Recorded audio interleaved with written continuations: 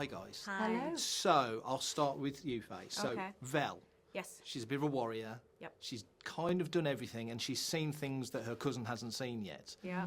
What would you say, in your estimation, is her greatest strength? Wow. I think her tenacity, her willingness to keep going for the cause, for the rebellion. Even when she's been pulled in many different directions, certainly with the Cinta storyline, Yeah. I think that, and the things she's experienced, like you say, I think it's her willingness to keep going. That I think, yeah. Mon Mothma, she starts in season 1 in a sort of a world of, I'd say, opulence, maybe. Fantastically turned out, all the parties, everything that goes along with that. And as the show goes through, especially in season 2, you see that kind of stripped away, to where by the time we get to the end, it's very much the Mon that we see in Rogue One and moving forward.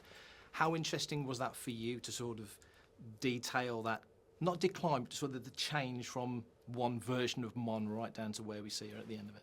I think it's really important, and I think they were so brave originally to do that. I remember when, at the beginning of season 1, I remember talking to Tony about, because her look is so iconic. It had been so iconic from when Caroline Blakeston played her in the 1980s, and it really hadn't shifted. So this was such a moment, and they took it and ran with it to create something that was wildly antithetical, like so different. And in a way, season 2 encapsulates that. You start with the culture that we've been brought up in, that terribly privileged orthodox culture. Yeah. You can see those shapes reflected through all of our beautiful costumes. And then with each film, with each 3 episodes, as you jump, you get a slightly different version. And I think they've done that so well. So you can understand the sartorial arc, if you will. Do you know what I mean? You have her home, that home culture, then you have a Senate culture, and then you have this moment in like 3/4 of the way through where that is completely broken down. But there's a really understanding of how you end up with that look that then goes through. I love that that was part of the exploration of character. Yeah. I never thought we'd see a dance sequence in Star Wars. We had stuff in Rise of Skywalker, but this felt very personal to the moment. When you were filming that scene, you guys, you know, what was your expectation going into that, and was it anything like you thought it would be? It was really important for me, that moment, because it's perhaps the first moment that you see Mon understand the ramifications of the decisions, not just on herself, but a very close friend, and that she tacitly agrees with something that everybody's a part of. Cinta is there, Luthen is, you know, making it all happen. Yeah. And just being able to realize the reality of what that chaos is. And I think the dance is such a great expression of our inner life, and the idea that Mon Mothma could be so physically different from this pillar that we've witnessed so many times. For her to kind of, that chaos just rips her out of any facade. You've started a convention trend. I'm convinced this is going to be something people do at Celebration and places like that. I hope so. Oh, definitely, definitely. I'll be in.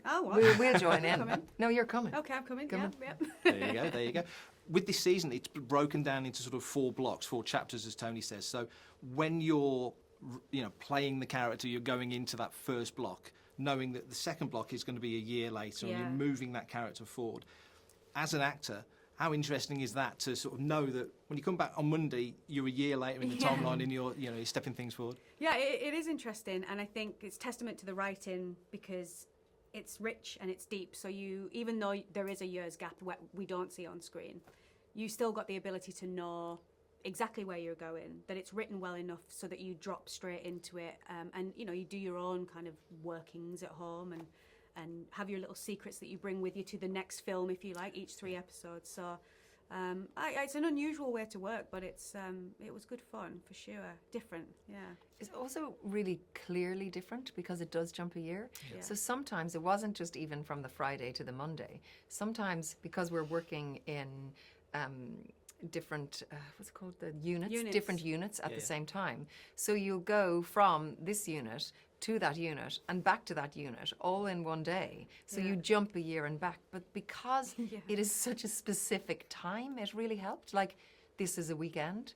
This may be a week. This might, do you know what I mean? It's very, it's a laser focused moment of time, like a cross section. Yeah. That's brilliant. We're out of time, sorry. There you go, that's fine. Thank I'm you terrible so with the much. kids. Thank you. I'm just going to very quickly. Ooh, what's this? Fun stuff. Oh, cool. Oh my goodness.